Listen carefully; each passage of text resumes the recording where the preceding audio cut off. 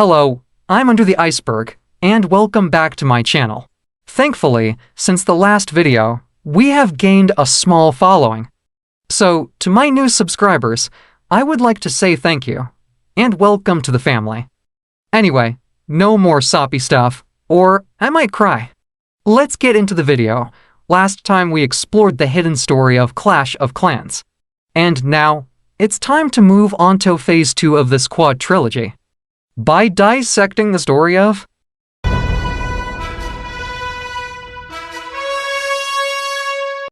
Now that we're past the invincible meme, let's break down the main game components. Clash Royale, like Clash of Clans, is a fantasy-style strategy game. But this time you won't be leading an army, you will be slowly spamming out units. Let me explain. In Clash Royale, there are two kings, a red king, and a blue king. Out of these two, you always play as the blue king. You, as the blue king, sit in a tower opposite the red king. Both of you are protected by two more towers, with tower troops sitting on top of them. The game has the same 3-star system as Clash of Clans. With each tower you take down giving you a star, but if you topple the king, you get an immediate 3 stars, completely ending the game.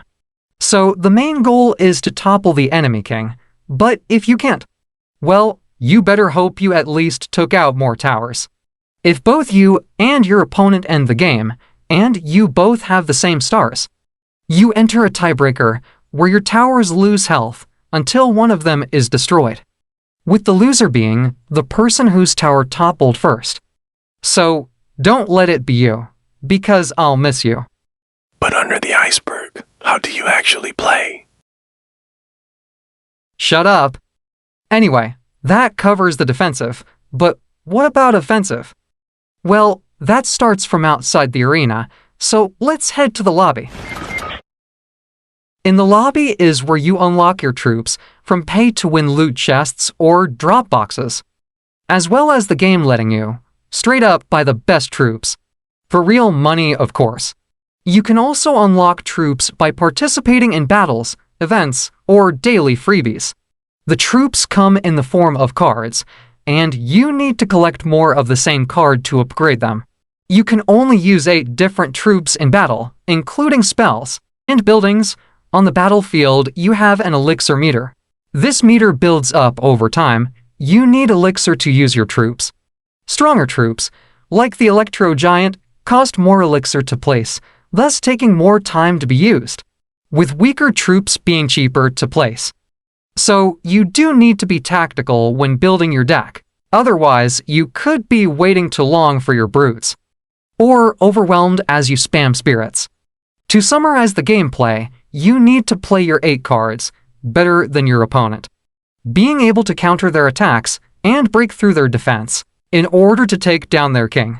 But Under the Iceberg, I thought this was a story video, not a gameplay one. Over the mountain, so help me God, I will smite you where you stand. Disrupt this video one more time. Do it, I dare you.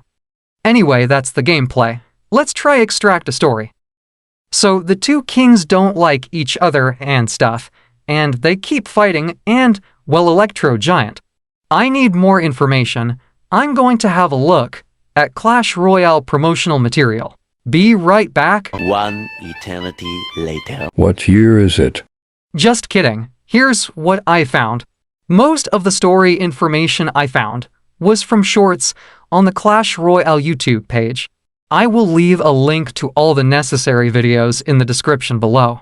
But here's all the information I'll be using to figure out the story.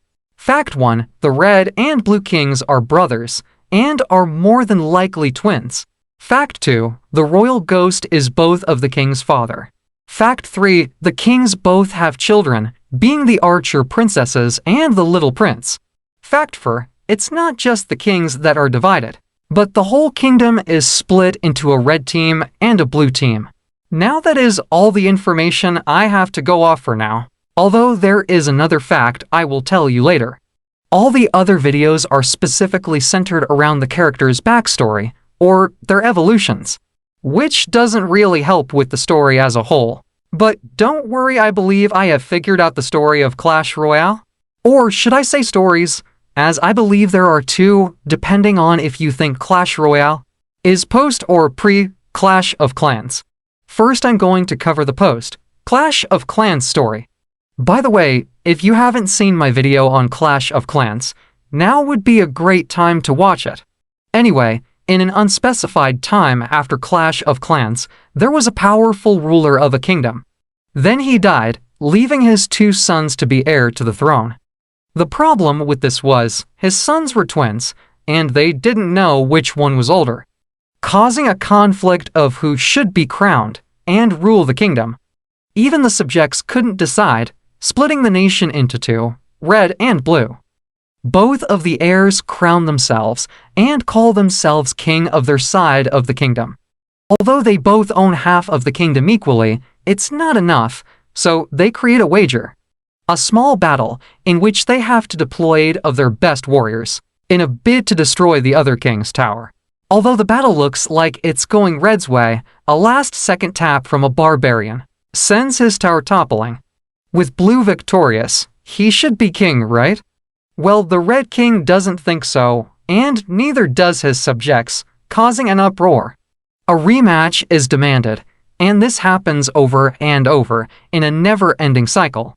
Because of repetitive battle, the warriors get stronger, with some even evolving, with additions of new warriors joining the battle. Even the champions of different regions decide to join.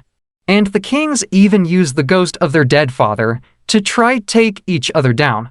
Over time, the reason for the battles is forgotten and is seen as a warrior Olympics, known as Clash Royale, where warriors can prove themselves in battle, and the subjects can cheer for their side of the kingdom. What a nice way to end a dispute. But wait, how is this post-Clash of Clans? Well, let's go back a bit. The kingdom has a whole host of creatures from throughout the land. And do you know who else controls armies that have a multitude of creatures? My mom. Just joking, the chief from Clash of Clans. Although, I can't find any solid evidence, I have a theory. Do you remember the king's dad that died at the start? Well, I believe he is the maniacal, bloodthirsty chief from Clash of Clans. Now, listen, I know it's a long shot, but the chief started from humble beginnings, and through bloodshed and genocide, creates an empire strapped to the teeth with defenses and with elite warriors. It only makes sense to me that the village would keep on growing into a large kingdom, with grand architecture created with the help of Otto and the Master Builder, who are allies to the chief. But that's just a theory, a clash theory. What do you think? Am I onto something, or just yapping? Let me know in the comments. Now, before moving on to the pre-Clash of Clans story, I need to share with you Fact 5. Fact 5, the PEKKA was created because the Blue King had no use for one of the spirits.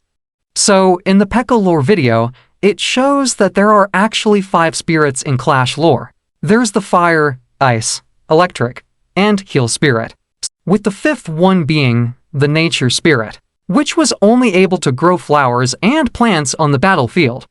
The Blue King discarded it, regarding it as useless, so the Nature spirit buried itself next to some ancient armor. The spirit was buried for so long that it fused with the armor, becoming what we now know as the PEKKA. The reason this is important to this video is because PEKKAs appear in Clash of Clans. This somewhat proves that Clash Royale predates Clash of Clans, because Clash of Clans must take place after the Blue King accidentally made the PEKKA. Now, with that fact out the way, let's get into the pre-Clash of Clans story. So, in a time before Clash of Clans, there was a mighty ruler who brought peace throughout the land. We'll call this the peaceful era.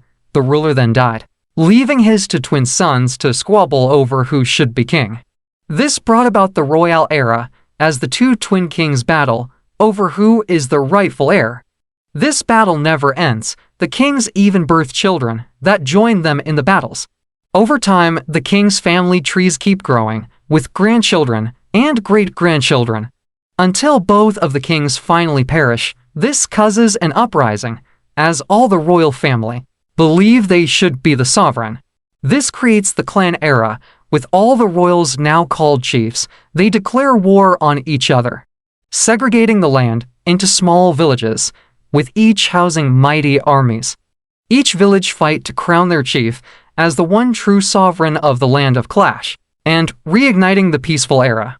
If you want to know what happens from here, go watch my Clash of Clans video, which exposes the true story of Clash of Clans.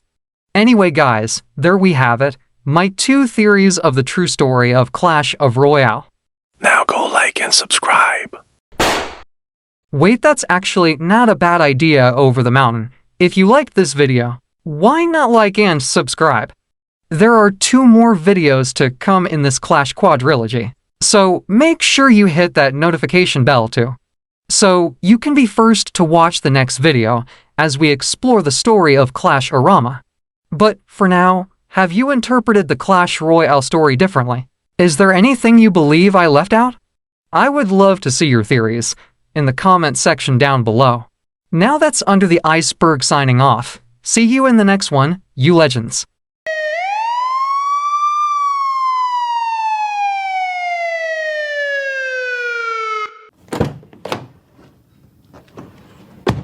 Hey, you! Put your hands up! What did I do, officer? You opened fire on a member of the public. You're going away for a long time, buddy. Oh, that's understandable, but you'll have to catch me first. 1013, we have a runner requesting backup immediately.